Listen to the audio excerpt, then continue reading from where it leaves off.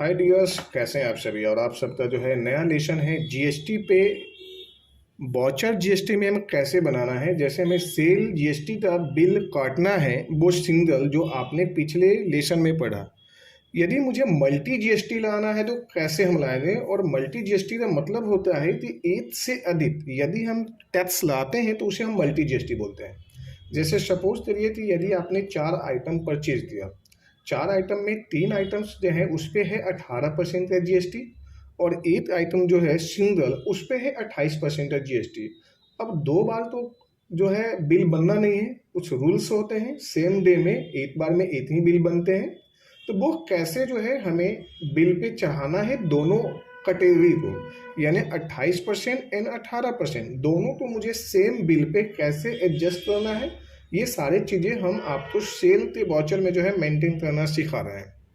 सबसे पहले जो है मैं आपको यहाँ पे दिखाता हूँ। तो ये हम जाते हैं वाउचर पे। वाउचर पे हमें जाने के लिए वाउचर में जाते F8 प्रेस करेंगे तो हमारे पास में ऑप्शन आ रहा है सेल। अब अकाउंटिंग वाउचर के अंदर में हमारा जो है सेल्स है। अब सेल्स में हमें दे रहा है पार्टी का नेम, करंट बैलेंस और सेल लेजर।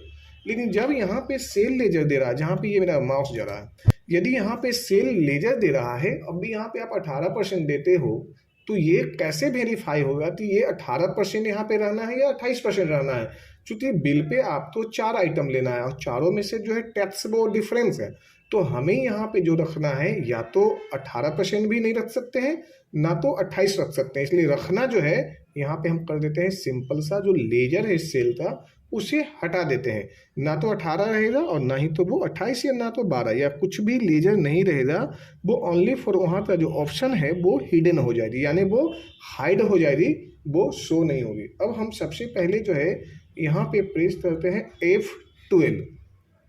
F12 जब करते हैं तो मेरे पास में ऑप्शन आ रहा है sales invoice stand configuration general options. अब ये हमें जनरल ऑप्शंस में हमें कैसे सेटअप्स करने हैं, ये सारी चीज़ मैं यहाँ पे बता रहा हूँ।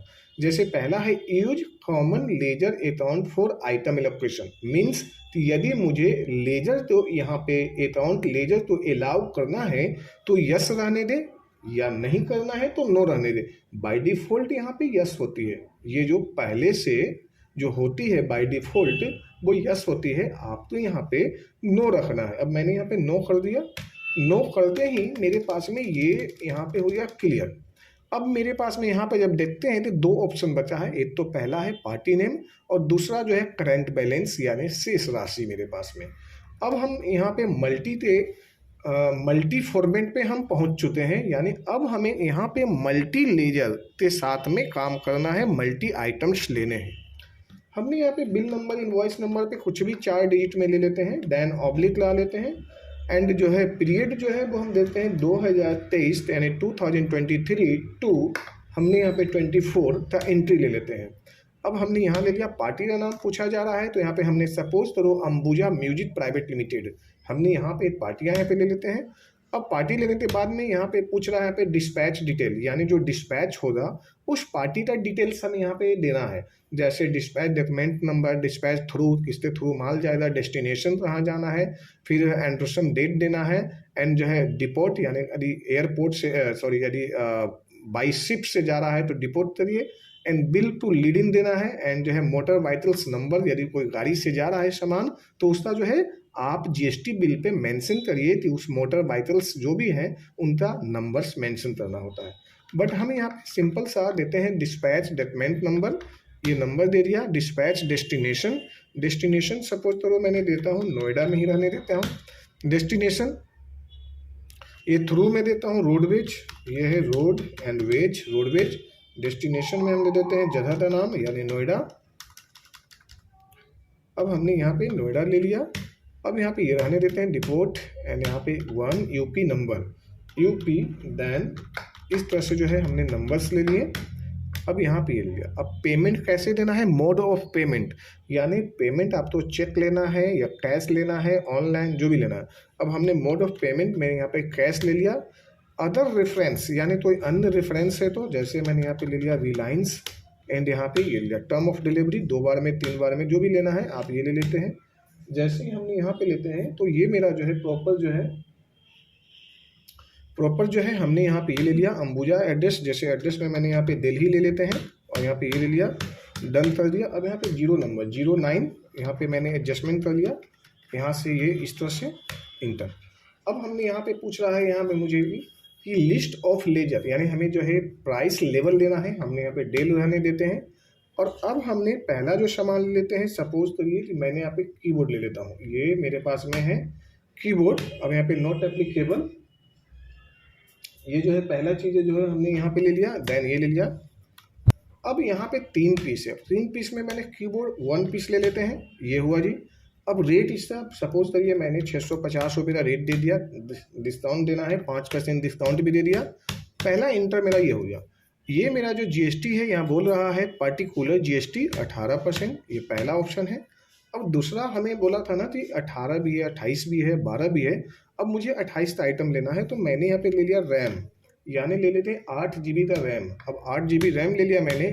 तो अब मेरे पास में ऑप्शन पूछ रहा है लोकेशन, ये कौन सी लोकेशन में रखना है आइटम्स को। तो पहला है साउथ, नॉर्थ, ईस्ट, वेस्ट।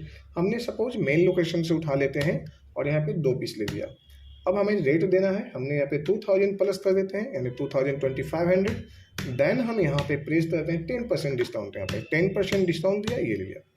अब हमें यहाँ पे इस बिल पे जो है जो मुझे लेजर पे देना है मुझे जीएसटी, वो देना है 28%। तो हम यहाँ पे 28% सिलेक्शन कर लेते हैं यहाँ पे इस तरह से। अब इंटर। अब यहाँ पे मुझे सिलेक्शन करना है टैक्स कैटेगरी।